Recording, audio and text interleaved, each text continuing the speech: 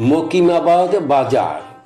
জনৈক সার্ভেয়ার মকিম ও আবাদি জমির আবাদ সংযোগে মকিমাবাদ মৌজা তথা গ্রামের নামকরণের জনশ্রুতি রয়েছে।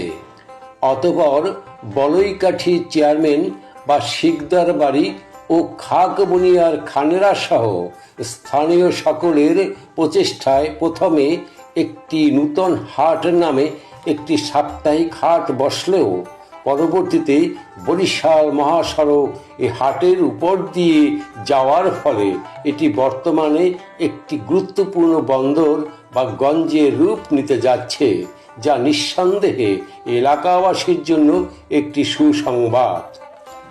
আজ আর সেই নামকরণ নয়।